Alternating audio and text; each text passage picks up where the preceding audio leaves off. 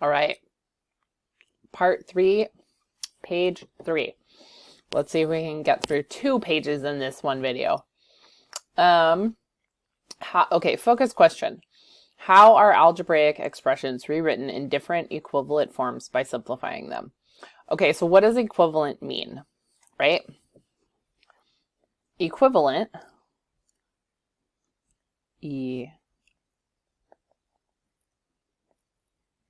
so it's two things that are equal, okay?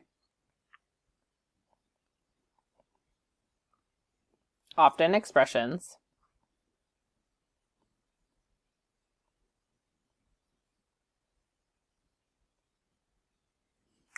all right, so 4 is equivalent to 2 times 2, right? 4x is equivalent to 4 times x is equivalent to 2 times 2x. Because if you multiplied that 2 times 2x out, it would be the same as 4x. So that's what equivalent is. So when you have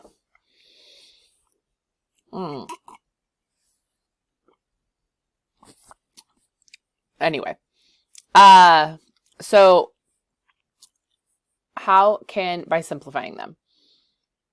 So like 4x would be simplified because there are no multiples or anything. But that's what happens, right? Like when you're simplifying, you're really just multiplying it out so that you can get it in its most clear form. So what does it mean to simplify an expression? And then you go through and okay, 4 plus 4 plus 4, or excuse me, x plus x plus x plus x can be simplified to 4x because repeated addition is the same as multiplication. And so then we come down here, okay, and we have our interactive. Look at, we're 2 minutes in, we're already at the interactive. We're doing great. So select the correct answer for each question. Okay. Which term is like 2x?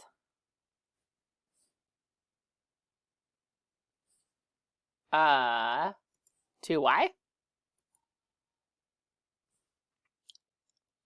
Oh, like terms. 1?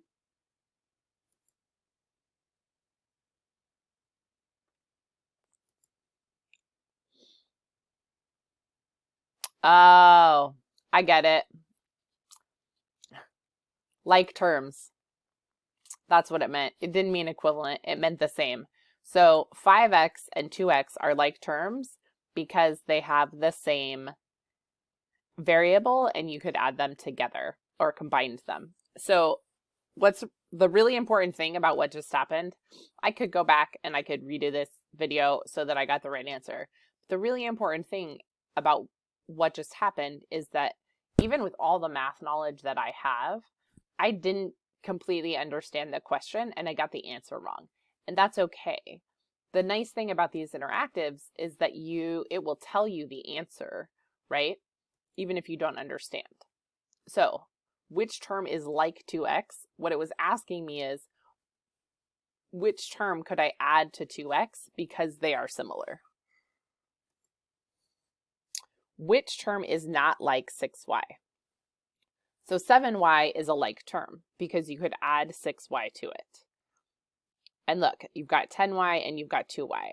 So 6x is the odd man out because you could not combine 6x and 6y together to get something that's combinable. Great job. They're not like terms. Okay, next. Which pair represents like terms? So 10y squared and 10x squared, they're not like terms because you can't add them together because they don't have the same variable, right? Like they're not the same. Same with this. X and xy can't add them together. X squared and x can't add them together. But 3x squared and 2x squared you can add together because really you just have 5x squareds. Boom. Got that? Okay.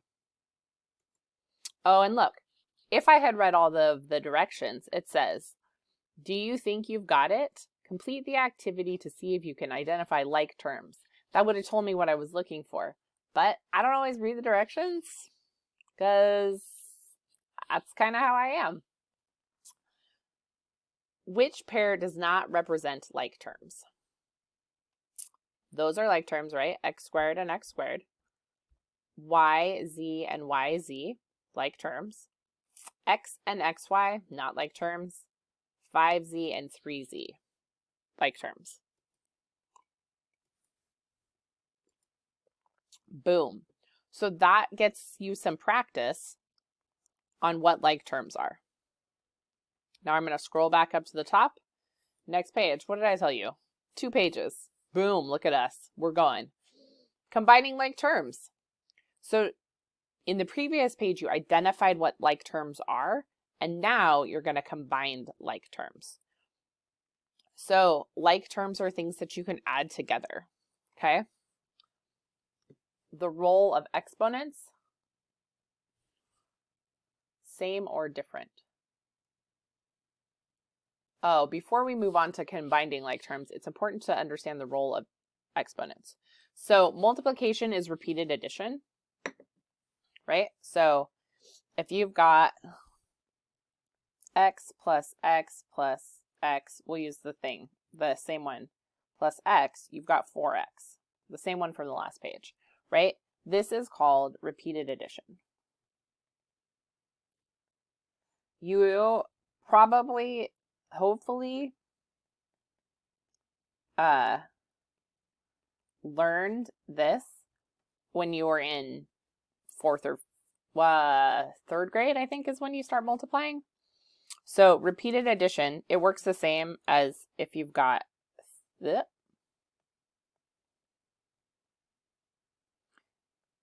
3 plus 3 plus 3 is the same as 3 times 3, right? Because it's just 3 times. So repeated multiplication, we'll do that in blue.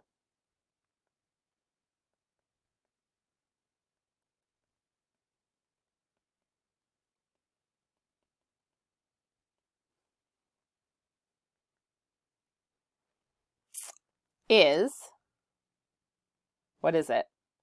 Is 3, nope. Is 3 times 3 times 3 times 3, which is 3 to the power of 4.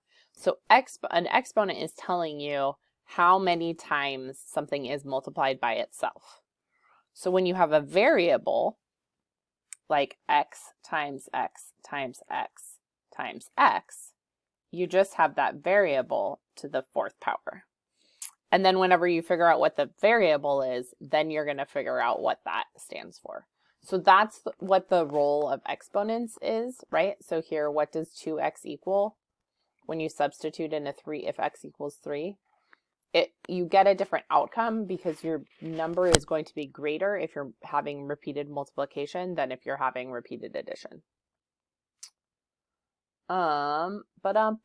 Okay, so here's some examples, right? So now the curriculum is asking you to combine like terms. And they've done a really nice job of highlighting for you what the terms are, just like I highlighted for you in the last page, right? So that you can practice combining them.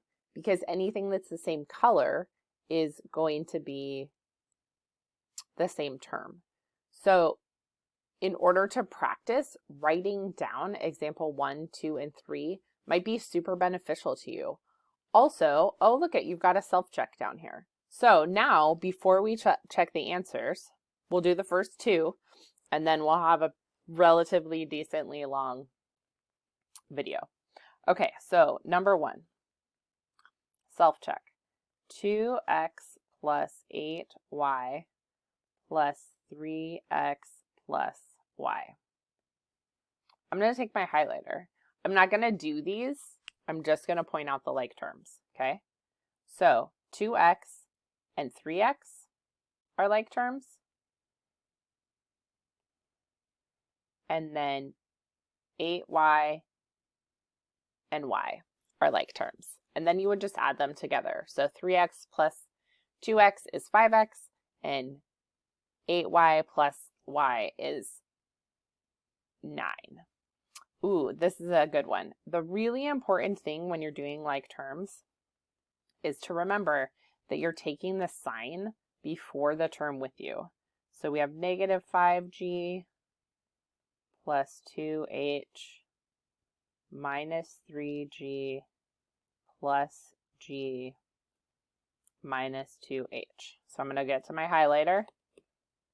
That didn't go very well, and I'm going to highlight. So we've got 5g, or excuse me, negative 5g, negative 3g, positive g, and then we have positive h and negative 2h, okay? And those are going to be your like terms. So, all right, we are going to do this one out. Now I'm going to move them. So negative 5g minus 3g plus, remember, I got my invisible 1g. And then I've got positive 2h and negative 2h. So what happens? Okay, if you have, now we're going to add negatives, okay? So if you owe me $5 and then you borrow $3 more, then you have a negative, right? You owe me $8 now. So you have negative 8. But then you pay me $1 and we're up to negative 7. So you've got negative 7 G's. Now you're positive 2H, right? If you owe me $2, nope. If I give you $2 and then I borrow $2 from you, then we're even. Okay? So that just equals 0. Like they literally cancel each other out. You don't have to put the plus 0. I'm just doing it there for you. It didn't show up on my screen though. What's going on?